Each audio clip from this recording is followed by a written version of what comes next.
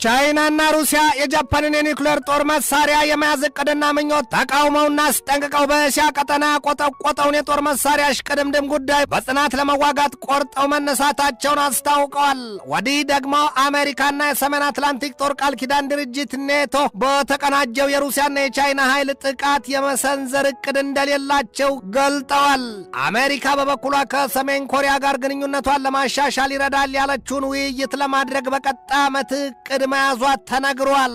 ይህንኑ ርዕሰ ጉዳይ ለዓለም አቀፉ ትንታኔ ዘገባችን መርጠን አሰናድተነዋል። ከትንታኔ ዘገባው ጋር ትዕግስቱ በቀለ ነኝ። የማያጠግብ እንጀራ ከምጣዱ ያስታውቃል ይሏል። በወረደ ንቀት ዓይን የምዕራባኑን የጦር ጥምረት ኔቶን ዓለም ኖርዝ አትላንቲክ ትሪቲ ኦርጋናይዜሽን የምትመለከተዋና በነገር ሳይቀር የሚጎሽሙት የአሜሪካው ፕሬዚደንት ዶናልድ ትራምፕ በምን ስሌት ቢቀመር ነው ከሰሜን አትላንቲክ ጦር ቃል ኪዳን ድርጅት ከኔቶ ጋር ተባብረው ሩሲያና ቻይናን የሚወጓቸው ሲሉ የሚጠይቁት ብዙዎች ናቸው። አሜሪካ ራሷን ብትሆን በዚህ ወቅት ኃይሏ ቢሉ የጦር መሳሪያዋ ዘርፍ ቢሉ በጦር ኃይሏ ረገድ የመከፋፈሏና የመዳከሟም ጭምር ነገር ይወራባታል። ከዚያም አንጻር አሁን ሩሲያ በያዘቻት ዩክሬን ላይ ግፊቷን አጠናክራና ከዚያም አልፋ በምስራቅ አውሮፓ ቀጠና ሀገራትና በባልካን ቀጠና ሀገራቱ ላይ ወረራ ብትፈጽምና እንዲሁም ቻይናም በታይዋን ደሴት ላይ ወረራ ብትፈጽም አሜሪካ የቱን ትመክተዋለች? የቱንስ አግባብታ ታስታርቀዋለች? የፈሩት ይደርሳል፣ የጠሉት ይወርሳል ይሏል። አሊያም የጎዶሎውን ቀን ሚዳቋማ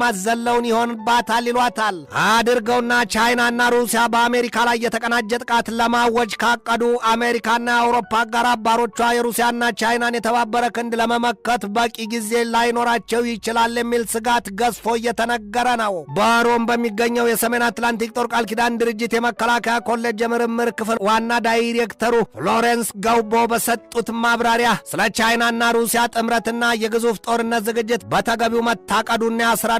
ሌላው የቻይናና የሩሲያን የጦር ትብብር አስመልክተው ዝርዝር ማብራሪያ የሰጡት ደግሞ በአሜሪካ ባህር ኃይል ጡረተኛው አድሚራል ማርክ ሞንቲጎሜሪ ናቸው። ይህንን ያሉት እርሳቸው የቻይናና የሩሲያ የሁለት ግንባር ግዙፍ ጦርነት ጊዜው ቢቆይ እንጂ በአሜሪካ ላይ የሚቀር አይደለም ያሉት ሰውየው ያንን ሐሳባቸውን ያጋሩት ደግሞ ከዛሬ 15 ዓመታት በፊትም ነበረና ዛሬም ያንኑ ሐሳባቸውን ደግመውታል ነው የተባለው። እኒያ አዛውንቱ ሰው አድሚራል ሞንቲጎሜሪ አሉ አክለውም የናዚ ጀርመን የሶቪየት ኅብረትን ወረራም አሳይተዋል። ጎሜሪ ያሉ የዚያን ጊዜው የሶቪየት ኅብረት መሪ ጆሴፍ ስታሊን የጦር መሪዎቻቸውን የደህንነት ተቋማት ባለሟሎቻቸውን የሚነግሯቸውን ባለማመንና ባለመቀበላቸው የተነሳ ይህ መጨረሻው ሰዓት በድንገት እንደመጣባቸውም ነው ያስረዱት። ጡረተኛው አድሚራል ሌላ የሚያሳዩት የመዘናጋትና የመናቅ ውጤት ያመጣውን መዘዝ አሳይተዋል። ያውም ጃፓን በፐርል ሃርበር የፈጸመችውን ድንገተኛ የአሜሪካ ጥቃትና የአሜሪካን ከልክ ያለፈ ቸልተኛነት አጣቅሰዋል። በዚህ ወቅትም ቻይና ያላንዳች መዘናጋት በታይዋን ደሴት ላይ ደም እንደጠማው ነብር ልትሰፍርባት እንደ ሩዝ ውስጥ ኮብራ እባብ እያመለገችና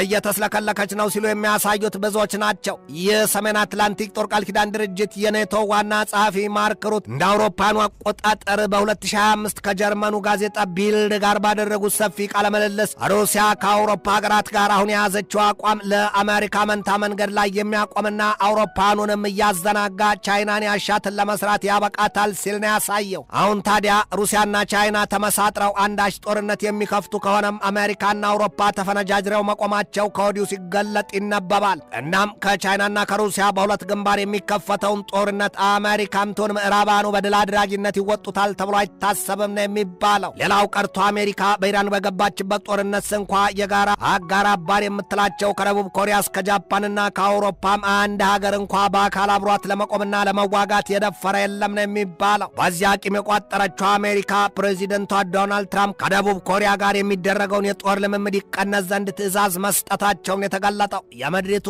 ሶስቱ ልዕለ ኃያላን ሀገራት ሩሲያ፣ አሜሪካና ቻይና በዚህ ወቅት ጅቡ በላውና መድኃኒቱ ጠፋ ቤት ለቤት ሆነናን ሆነዋል ይሏቸዋል። አሊያም አህያ ለአህያ ቢራገጥ ጥርስ አይሳበርም ምን ያስታውሷል። ሶስቱ መንግስታት አንዳቸው ሌላኛውን አይፈሩም። እዚህም ቤት እሳት አለና ይሉትን ሆነዋልና ቻይናና ሩሲያ በበኩላቸው የሚውጠውን ፈልጎ እንደሚጮህ አንበሳ ሆነዋል ይሏቸዋል። አሜሪካ በሌሎች ሀገራት የውስጥ ጉዳይ ጣልቃ ገብታ የምትፈጽ የሚፈጽመውን በደል ያውታል ያውቁታል። ታዲያም ሁለቱ ሀገራት ቻይናና ሩሲያ በቀጥታ ከአሜሪካ ጋር ሊላተሙ አይፈልጉም። አንድም አሜሪካ በኢራን በገባችበት መልኩና መንገድ በሰሜን ኮሪያ ላይ ትዘምት ዘንድ ይጠብቋታል። ሁለትም ቻይና ራሷ በታይዋን ደሴት ላይ ጎዶሎ ቀን ጠብቃ ነጋሪቷን መታና ሰራዊቷን አስከትታ እስክትገባና ከአሜሪካ ጋር ወደ ጦርነት አዘቅት እንድትወርድ የተሰላ ቀመር መኖሩን የሚገልጡም አሉ። አሜሪካና ቻይና ወደ ጦርነት ገቡ ማለት ደግሞ በቀጥታ ሩሲያ ከቻይና ጎን የመሰለፏ ነገር ገሃድ ይወጣል። ያ ጦርነት ከተባለም በሶስቱም ሀገራት ሲነገረው እንደነበረው በአሜሪካ የአርማጌዶን፣ በቻይና የኒውክሌር ጦርነት፣ በሩሲያም የሶስተኛው ዓለም ጦርነት ይሆናል ማለት ነው። ውጊያውም በኒውክሌር ጦር መሳሪያ። በዚያ በኒውክሌር ጦርነት ደግሞ አሸናፊ የሚሆን ተሸናፊ የለም ነው የሚባለው። ሩሲያና ቻይና እኩል ለሁለት ጥምድ አድርገው ያዟትና ከዚህ ቀደምም ሁለቱም የወጓት ሀገር አለች፣ ጃፓን ናት። እንደ ቻይናና ሩሲያ እምነት ታዲያ አሁን ጃፓን የኒውክሌር ጦር መሳሪያን የመታጠቅ ከልክ ያለፈ መሻትና መቋመጥ ይዛለች ነው የሚባለው። ጃፓን እንኳንስ የኒውክሌር ጦር መሳሪያ ታጥቃ ቀርቶ በቀደመው ዘመንም በኮሪያ ልሳነ ምድር ቢሉ በቻይናና በሩሲያ ላይ ጦርነት ከፍታ አሳይታቸዋለች፣ አይታቸዋለችም። ወዲህም ጃፓን በፐርል ሃርበር ላይ ያንን አስከፊ ጥቃት ፈጽማ በዘመናትና በትውልዶች የማይረሳ ታሪክ ጽፋለች። አሁን ደግሞ ጃፓን የኒውክሌር ጦር መሳሪያ የምትታጠቅ ከሆነ ምንም ቢያስተማምን እንኳን አሜሪካን ተንተርሳለችና ይህ ሁለቱ ሀገራት ስጋት ይኖራል ነው የሚባለው። ጃፓን የኒውክሌር ጦር መሳሪያ መታጠቅ መሻቷን እንዳማራት ይቀራል ሲሉ ሩሲያና ቻይና አፍጥጠው ቆመዋል። ወዲህም ከጃፓን ጋር ለረዥም ዓመታት በቂምና የበቀል ስሌት ውስጥ ያለችዋ ሰሜን ኮሪያን ብትሆን ለጃፓን የቤተሰብ ማህበር ደግሳት ትጠብቃትም ነው የሚባለው።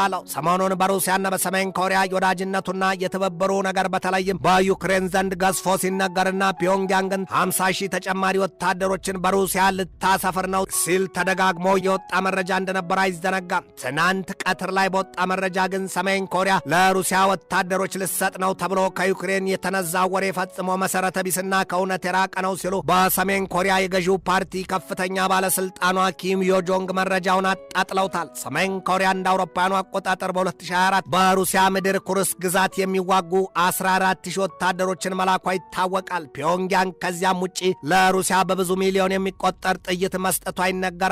ሞርታር እንዲሁም ለሩሲያ የረዥምና አጭር ርቀት የባለስቲክ ሚሳይሎችንም የሰጠች ሀገር ናት ሰሜን ኮሪያ። ሩሲያ በዩክሬን በገባችበት ጦርነት የተነሳ ከሌሎቹ የአውሮፓ ሀገራት እንዳብነትም ከእንግሊዝ ጋር ከከፋ የቃላት ጦርነትም አልፎ ወደ ቀጥተኛ ጥቃት ሊገቡ በቋፍ ላይ ናቸው የሚል መረጃ ነው የወጣው። ሩሲያም በወገኗ ትናንት በኪቭ በፈጸመችው የሚሳይል ጥቃቷ በርካታ ሰዎችን መግደሏ ተነግሯል።